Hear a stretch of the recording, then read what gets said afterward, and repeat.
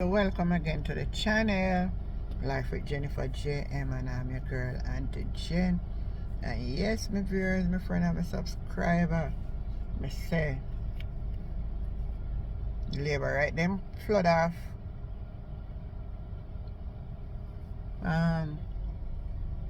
all over last night. Every time you turn around, you see the Prime Minister or Cabinet Minister So do I something, listen to alright? this. Them a cut ribbon, them a give out house, making announcement after announcement. They're talking about falling crime figures, falling unemployment, generally painting the picture of a country that's doing well. And yet, when the numbers now move, look at the numbers, right? All what them a do, the number now move. That's what Dean Jackson Miller is saying. All what them a do, the number now move. Walk all about a cut up ribbon. I put 11 constituents together last night. Because they want them crowd to look big like PMP crowd or bigger, you know. We not just now cut it. We not just now cut it, man. People then sick and tired of Uno. The people then sick and tired of Uno. Uno just now cut it. That here are a couple of things I think the Jamaica Labour Party needs to think about as well, starting with those flat numbers. Now, for the past 6 months, every time you turn around, you see the Prime Minister or Cabinet Minister do something, all right? Them a cut ribbon, them a give out house, making announcement after announcement. They're talking about falling crime figures, falling unemployment, generally painting the picture of a country that's doing well. And yet, when the numbers now move, look at the numbers, right? In September 2024, 30.2% said they would vote JLP. In January 2025, it was 30.7%. And in May 2025, it's 29.6%. Zero traction in 8 months. Zero.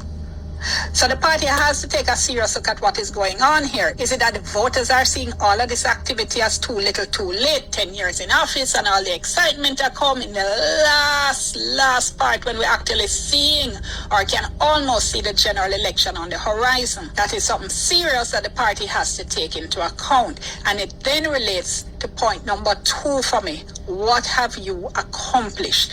Now look, let's be clear. I've spoken before about how the numbers look good. The country's numbers look good. Murders down 40%. Unemployment at a record low of 3.5%. So how come when asked what the government has done well, the biggest block of voters, about 29%,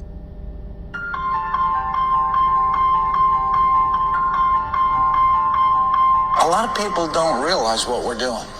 And the reality is if they did know what we were doing, I don't think they would go for the traditional zipper incision. There really is no 29% said nothing, don't know, not sure. And I hear the JLP argument on the campaign trail, them a cuss and them a say that is how it's being reported. What about the fact that 61% of people could say that the JLP, the government, had done something well?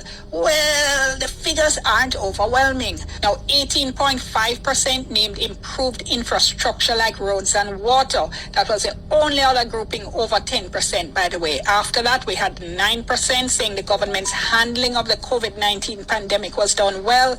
8.5% shows improved social benefits like PATH. Another 6% said as their major accomplishment, it was improved healthcare services. Surely if you've been doing such a great job, you would expect those numbers to be a little bit more impressive. So if all politics is local, as people like to say, and it's the bread and butter issues that count, the question the JLP has to ask itself is whether those rosy numbers are resonating at a personal level. So voters hear the country is doing well, but do they feel that they are doing well? And the poll looked at that as well. Take a look at the numbers. When asked how would you rate Jamaica's current economic conditions, 38.4% said average, 18.5% said good, 4.6% said excellent, 26.5% said the economic conditions are poor, and 11.9% said they're very poor.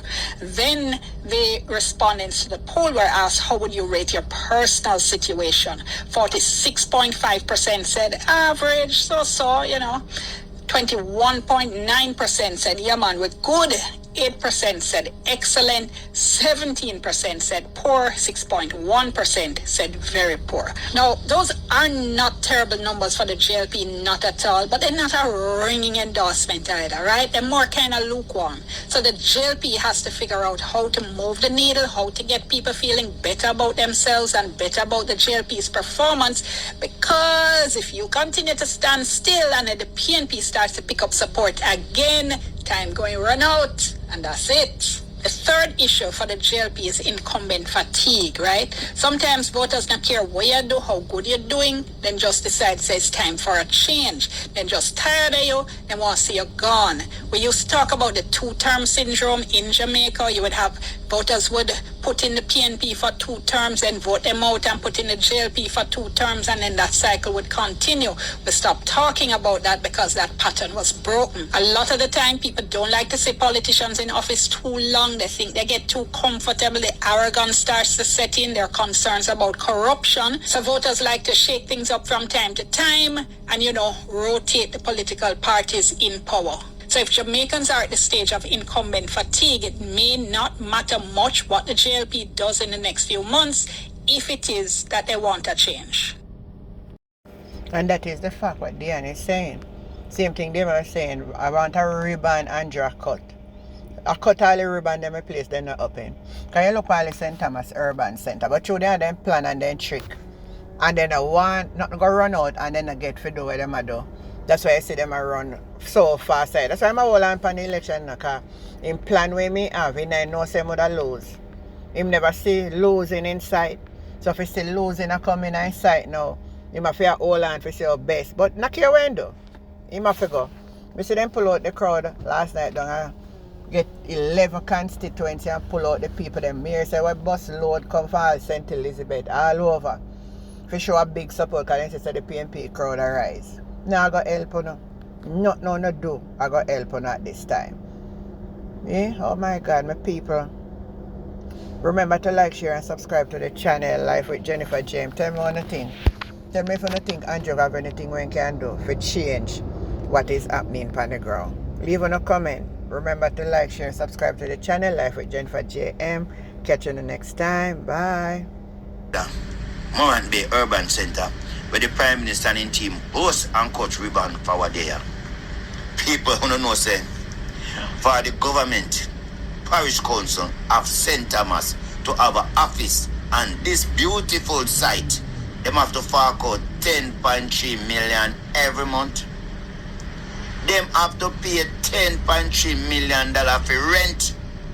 Me swear to God to the government place. Me swear to God to organ to them attack and the labor them attack. Me swear to God say at the taxpayers' money billy. Me never did know say Andrew friend them. Me never did know. When me get understand people. No St. Thomas people can't shop here so because the absorbent rate where people them have to pay for rent. Them a space here. Them goods and services have got sky high.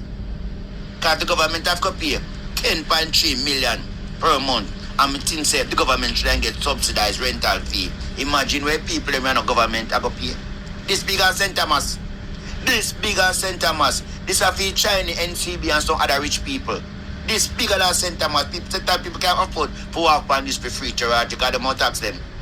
No sir. Government, the longer not take call election, and the more corruption a show up.